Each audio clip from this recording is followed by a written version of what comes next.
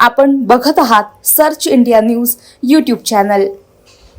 आरक्षणाच्या मुद्द्यावर सरकार अतिशय गंभीरपणे मुख्यमंत्री एकनाथ शिंदे, उपमुख्यमंत्री देवेंद्र फडणवीस व अजित पवार एकत्र बसून अतिशय संवेदनशीलतेने या विषयाची चर्चा करतात।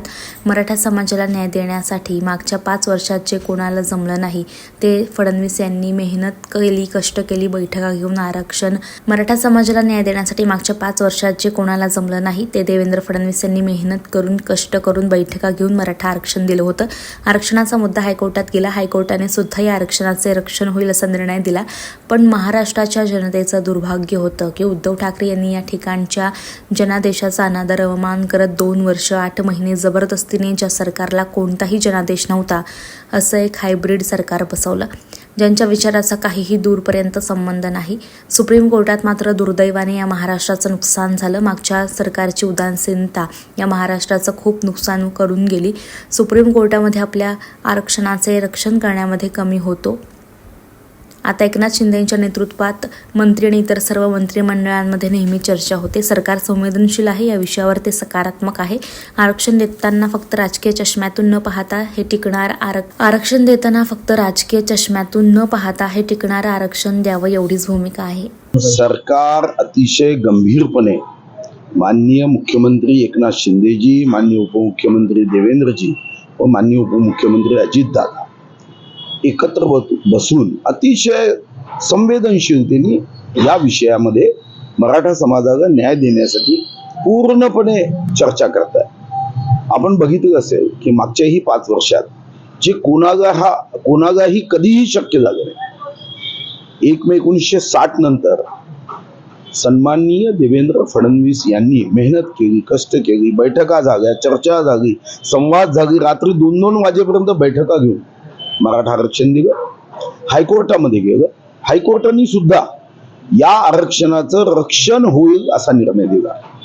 पण महाराष्ट्राच्या जनतेचं हे दुर्भाग्य होतं की उद्धव ठाकरेजी यांनी या ठिकाणी जनादेशाचा अनादर, अवमान करत 2 वर्ष 8 महिने जबरदस्तीने ज्या सरकारला कोणताही जनादेश नव्हता असं एक हायब्रिड सरकार बसवलं की ज्यांच्या विचाराचा काहीही दूरपर्यंत संबंध नव्हता।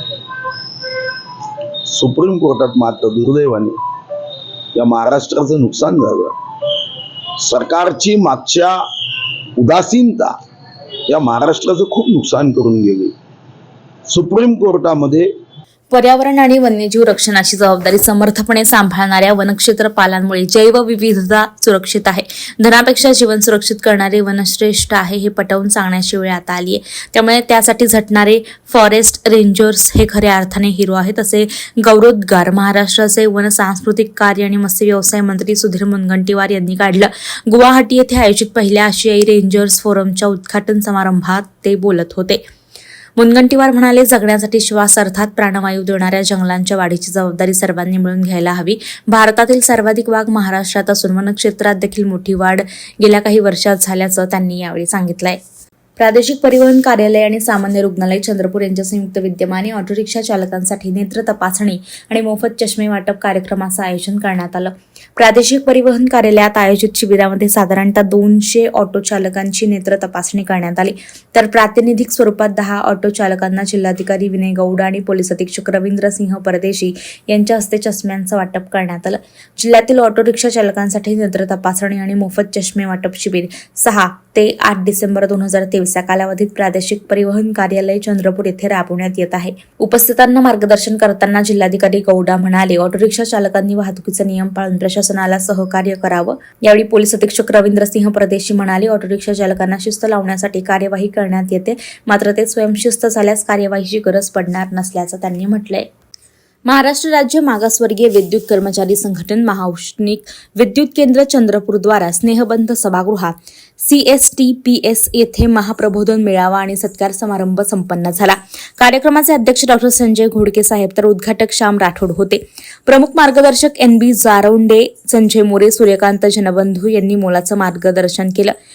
जारोंडे यांनी पदोन्नतीमध्ये आरक्षण कोणासाठी आणि कशासाठी या विषयावर मार्गदर्शन केलं आणि आरक्षित वर्गामुळे कामकाजाची गुणवत्ता वाढते हे संशोधनाचा हवाला देऊन पटवून दिलं।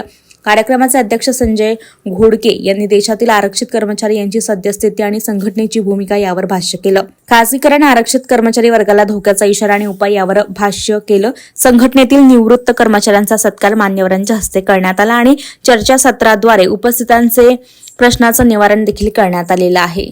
संचालन वैशाली धनविजय रामटेके आणि शर्मिला मुंघाटे यांनी केले. यशस्वीतेसाठी शाखेचे अध्यक्ष नरेंद्र डोंगरे, कार्याध्यक्ष छोटेंद्र घायवन, सचिव पंकज दवाडे, कोषाध्यक्ष प्रभाकर वाघमारे आणि सर्व पदाधिकारी यांनी परिश्रम घेतले. बातम्या व जाहिरातींसाठी संपर्क साधा.